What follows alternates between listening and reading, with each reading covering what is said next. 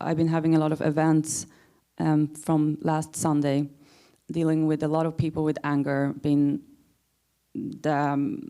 witnessing a lot of fights and being the person that also have to help solve them.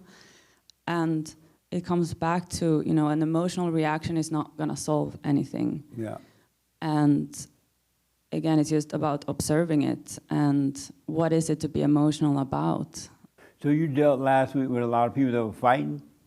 Yeah. Were you on Crenshaw? Sorry, I didn't understand. Oh. Crenshaw Boulevard, no. It was a conversation we had before you got here. But and so how did you deal with solving the fights? Well, I think that was the amazing part of seeing the work that I've done with myself of, again, there is no one here that is right or wrong. We're both right and wrong, and we're all trying to do the best that we can in these situations. Right. And it was just so interesting to see how, someone starts becoming worked up about something and it escalates and it's getting out of proportion to what have happened. Someone else reacts to that, and then it's just yeah. And everyone is just emotionally reacting, and the whole situation got out of hand. And I was trying to stay very calm in it and observe it, and yeah. And I had probably 3 different situations, the following days were very similar. And a lot of these people, including myself, I've done this as well, want to justify anger as something good. Yeah.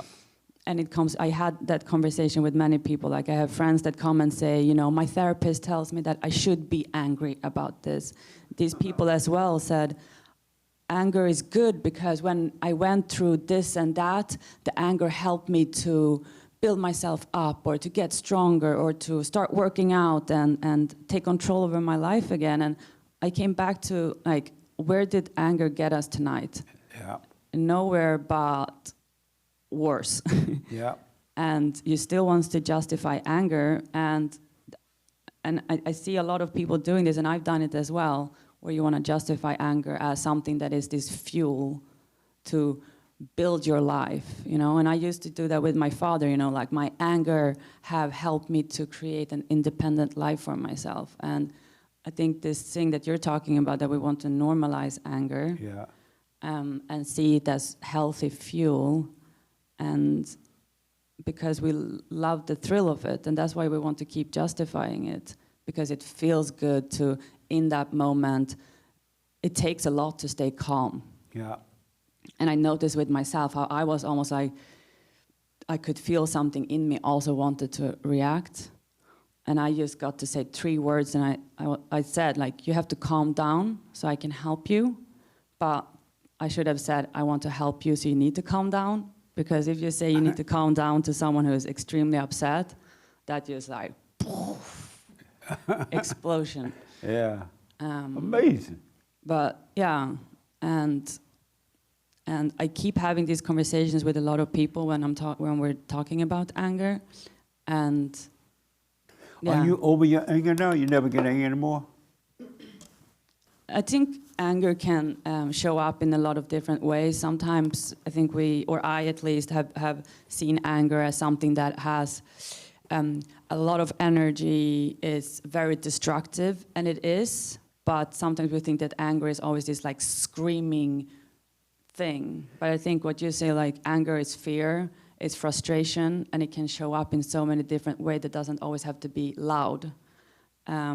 So I can definitely notice myself feeling that emotion inside of myself, where something almost want to do revolt, but I very rarely act it out, and I can feel like it's decreasing because I can see the situation from a distance.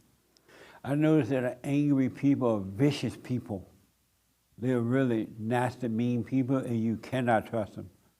Oh, and I noticed that angry people are desperate people too, and a desperate person would do anything.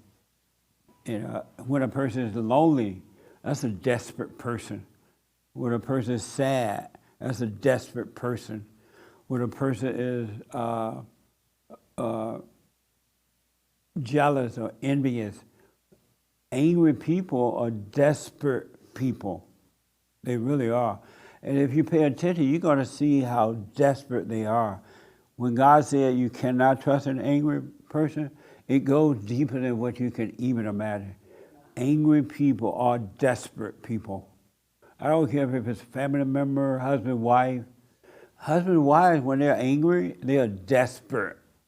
They want to destroy each other. And they want what they want, come hell or high water. And it doesn't matter if it destroy each other, the children, it doesn't matter. Because angry people are desperate people. I don't think most people understand the roots of anger.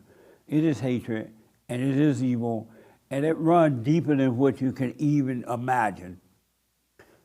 Angry people are desperate people. I don't care who it is. Yes. But I think that the thing that have set me more free and created more peace in my life is this thing that we've been talking about, separating, the person and the spirit. Yes. With the anger or whatever emotion, and with myself or even with my friend. A few days ago, she came after me and attacked me in a long message of, accused me for a lot of things. A lot of it was not even true. And in myself, it was not even like that I got upset with her, because I could see that, I'm having a conflict with this spirit. Yes. And the same spirit that exists in me and whoever other person I have the same kind of similar situations with. And it's amazing to see how different I responded to that. Nice. When I can separate her from that spirit, and also to see that I'm no better than that because I've acted the same way, and I can't judge her for it because, maybe she will never wake up. Right. But for now, it was just like seeing it for what it is. But there was definitely something in me that was like, what is going on? I would urge you, even to now that you know that about her, you stay away from her. At least psychologically, you distance yourself from her. You may have to work with her, you may have to be around her for whatever reason, but you distance yourself from her because she's angry, and anything is possible. Once God allows us to see anger in ourselves and in others, He also protects us from it. So you don't deny what you see, but separate from it, so that if you do have to work with her, you still won't be affected by her. Yeah. But do not deny what you see. Yeah. Well, because after last church we were talking about, or you asked this question, why do you run away from your fears? Why don't you run towards it? Right. And then this same person that I had that sent me this text message, earlier on, she was coming at me as well. And I, after church, I ran into her, or I saw her from a distance, and I knew I had to go up to the group that she was in because I needed to do something for work. And in my mind, and I think that's the amazing part of when you're working with yourself, I was having more fun with it because I could feel the fear, and I didn't want to go up there, but I thought, this is just God giving me an opportunity to run towards that fear and that spirit in her that I'm afraid of. Because it's not her I'm afraid of, it's that spirit, that irrational spirit that is just so out of control that no matter how rational you are with them and how forgiving and how much love you give them, it's still gonna come at you. Yeah. So I was like, okay, let's do this. Let's run towards our fear. And I did it, and I could feel myself feeling so uncomfortable. And I was like, I'm just gonna let it be uncomfortable. Yes. And then I'm gonna leave this feeling at this meeting, and I'm gonna walk away from it. And I think I felt so much peace even after she sent me this text message, and I responded to it with a lot of calmness and love and just left it. I just feel so much free, and I think that's what I'm starting to understand what you're saying with run towards your fears. And to add to that, the fear that you were feeling when you saw the anger of her, wasn't the fear you were feeling was in you. Yeah. You were not feeling her anger or her fear. It was in you, And by you going toward it and dealing with it, it's being taken away from you. And so when you hang around with people like that or go around with, you won't be moved by it because you won't have it in you anymore. Our fears, our worries, our everything is inside of us. It's in our world. But once you let it happen and overcome it, whatever's in somebody else's world, you're not bothered by it. It's in you, but you will overcome it. It'll be taken away. Yeah. And then when you go around the devil, because we got to deal with the devil's children here on earth, you will not feel anything because it won't be in you. Your world will be free. Isn't that amazing? Yeah, I mean, and I think that's so cool to work on yourself because even moments like that are fun. Even if it's uncomfortable and I feel fear. That's right. It's still fun, and it's just fun to do it, and yeah. That's how it's going to become for all of you. If you work on yourself, it'll be fun after a while. In the beginning, it seems so hard, and this is too much, and how long is it going to last, and I can't do this. But if you stay with it, it will become fun working on you. It's going to be amazing, absolutely. So stay with it. Really. Nice story, amazing. So yeah, and it's just, again, so cool that God and life gives you all this opportunity to overcome and to be free. And I think I've had those opportunities all my life, of course, but it's like once you start to wake up, you see it in a very different way. Yeah. People ask God to help them, and He try to help them, they won't accept it. He's like, okay, I'll help you. I'm putting the devil in front of you. That's an evil person. Go deal with it. But you won't go and let him take it away from you. They're afraid.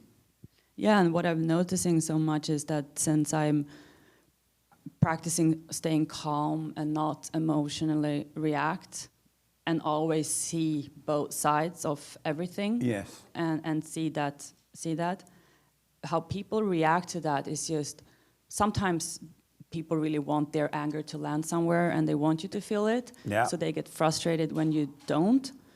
But also there's been moments where I think people are like, oh, wow, wait. They're almost having like a wake-up moment when they see that you are not there to hurt them.